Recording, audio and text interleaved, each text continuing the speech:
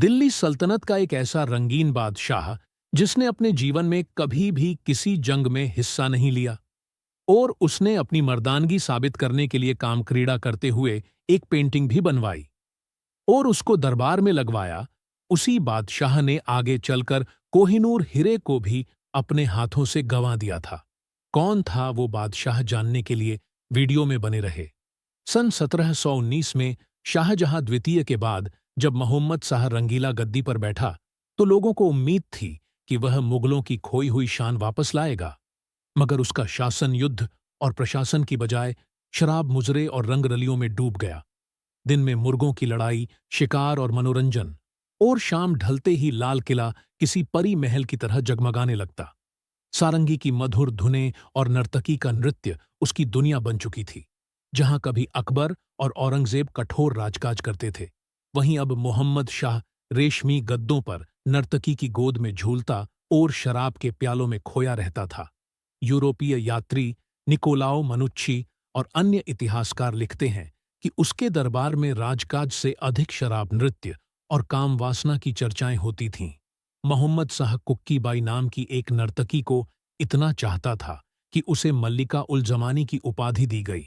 Cookie by सिर्फ उसकी रातों की साथी नहीं थी, बल्कि दरबार की राजनीति में भी उसकी दखल बढ़ गई थी। वजीरों और अमीरों की नियुक्ति तक उसकी राय से होती थी। मोहम्मद शाह का नृत्य और संगीत के प्रति ऐसा मोह था कि कई बार वह औरतों के कपड़े पहनकर, घुंघरू बांधकर नर्तकियों के बीच तबले की थाप पर नाचता और दरबारियों को भी नाचने का हुक्म देता। उसकी इसी अय्याशी और औरतों जैसी हरकतों के कारण दरबार के कुछ लोग उसकी मर्दानगी पर शक करने लगे और उसे नामर्द कहना शुरू कर दिया।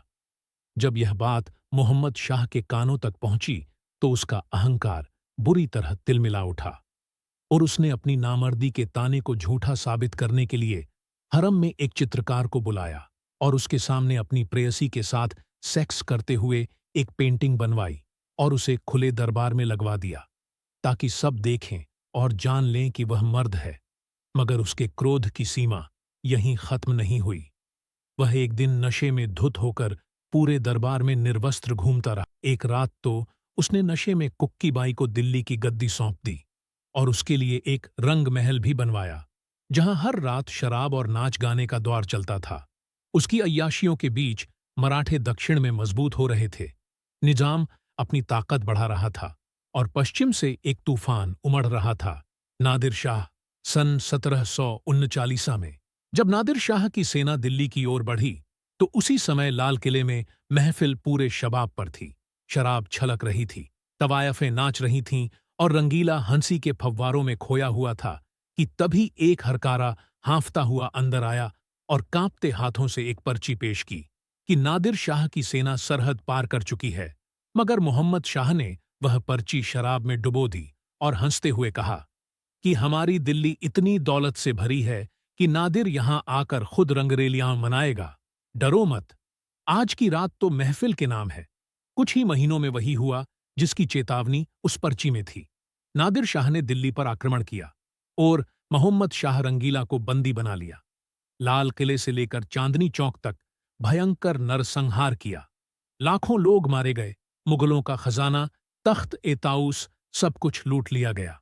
नादिर शाह को किसी ने बताया कि रंगीला की पगड्डी में कोहिनूर है, तो नादिर शाह ने जाते समय रंगीला से कहा कि हमारे यहां वापस लौटते समय पगड्डी बदलने का रिवाज है, तो अब हम अपनी पगड्डी बदल लेते हैं। और मोहम्मद शाह के साथ पगड़ी बदलकर कोहिनूर भी बिना खून बहाए ले गया।